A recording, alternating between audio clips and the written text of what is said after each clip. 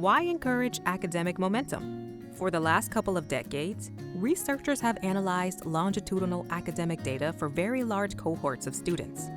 These analyses have shown that full-time enrollment and enrollment continuity are strongly correlated with college success for 2-year and 4-year students. This makes sense. The more courses students take and pass, and the sooner they do it, the more likely they are to graduate. How can you support full-time enrollment for students at your institution? First, define what full-time enrollment means for your campus. Federal financial aid guidelines consider 12 or more credits per semester to be full-time. However, to complete a 60-credit degree in 2 years, students need to take 15 credits each semester, so many colleges are moving towards that benchmark. Some research suggests 15 credits per semester is correlated with positive outcomes like retention and graduation. That said, enrolling in 15 credits per semester can be difficult for some students, particularly students who are working full-time while in classes. Think about your students and what they need. How can you get as many students as possible to 15 credits and allow students with extenuating circumstances to take 12?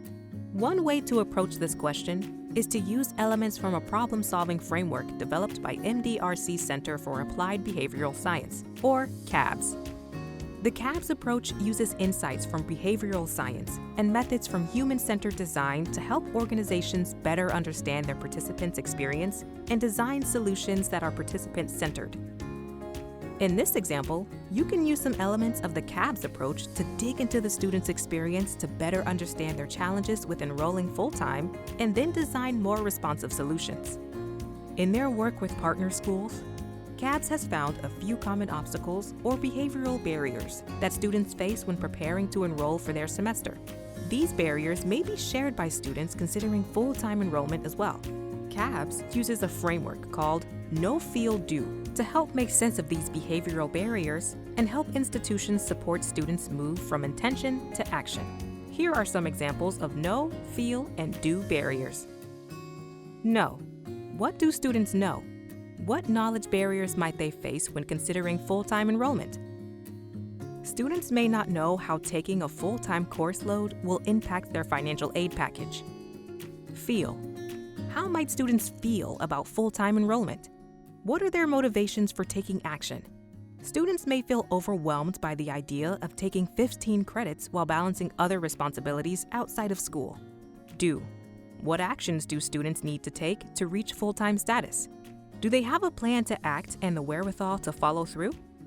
Students may struggle with the registration process or mapping out how to fit that many classes into their schedule. How might you address these barriers with your students? What are some strategies for supporting full-time enrollment at your institution? Talk to the students and key staff to gain a more complete understanding of how students make decisions about how many classes to take and the steps they need to follow through on enrollment. Through these conversations, you can identify knowledge gaps or obstacles to full-time enrollment that your institution can work on addressing.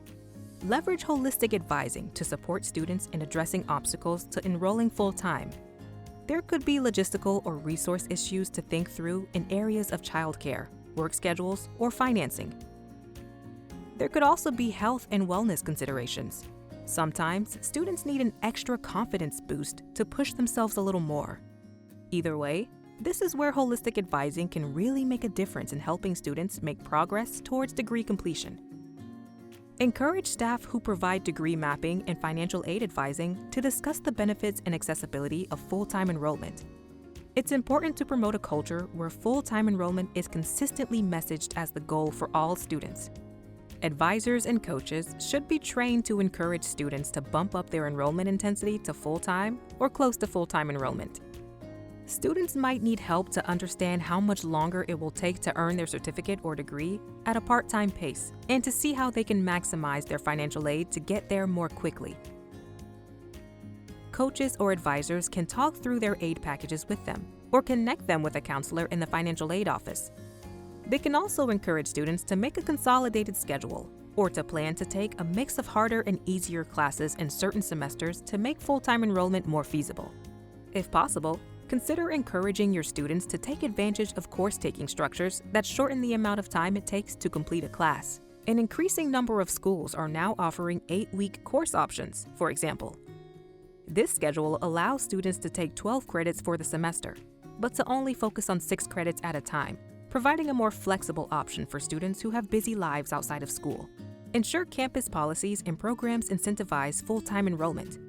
Lastly, your school's tuition and financial aid policies, as well as your student support programs, can incentivize or disincentivize higher enrollment intensity. In the coaching programs we've studied and helped design, students are required to enroll in at least 24 credits across an academic year, including summer. Some schools that we've worked with define full-time as 30 credits per year, so there is some variation. There are many ways colleges help students bump up their enrollment intensity. For example, schools that charge tuition per credit hour could adjust the cost per hour so that students pay a lower amount for credits 10 through 15. This could encourage them to increase their credits from 9 to 12 or 15 credits. Some schools automatically create full-time aid packages for all students so that they can see the amount of aid they'd get as full-time students. In some cases, it may not be feasible for a student to enroll full-time every semester. For example, a student might need to enroll part-time to take care of children while a spouse is deployed, but plans to return to full-time status once the spouse returns. For this student, having an advisor who can work with them to create a plan to get back to full-time status and help them stay on track is going to be key to graduating.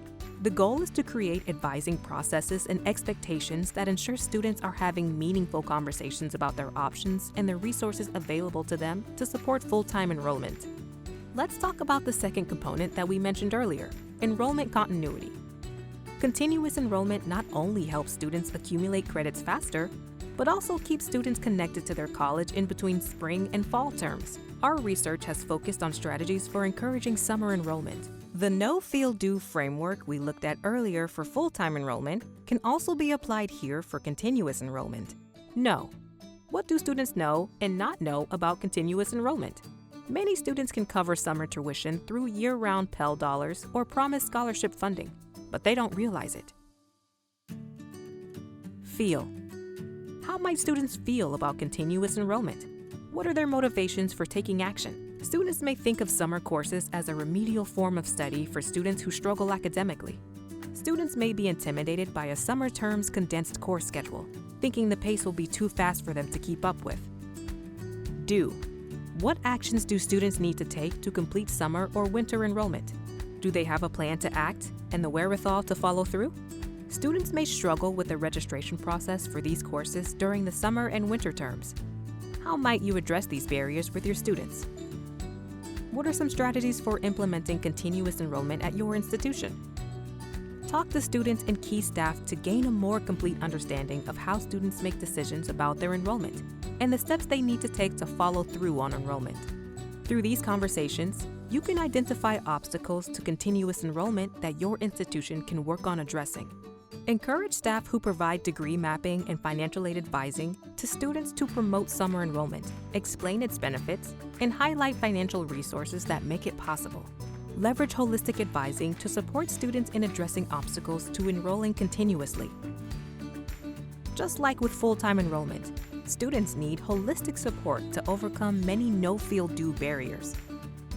Explore the possibility of offering last dollar scholarships or other financial supports for summer and winter courses. We found that in many circumstances, the cost of last dollar scholarships for Pell-eligible students can be surprisingly low. For example, the average cost at one of the colleges we worked with was just $44 per student, and that cost was fully recovered from revenue generated by increased summer enrollment resulting from the scholarship program. If a last dollar scholarship isn't feasible, think about whether any other financial supports might be possible, like offering a textbook voucher or discount. We even know of a school that offered a buy one get one free discount for summer courses. Since these courses are often undersubscribed anyway, the offer didn't introduce any new cost to the college and could make a big difference to students. Pair communications campaigns with financial support. Lastly, we need to pay attention to how easy or not it is for students to get information about summer and winter courses, and then successfully get through registration steps. The most effective strategy pairs a strong communications approach with financial assistance. take a look at the Ease College Handbook for examples and templates. In the next video, we will explore financial incentives.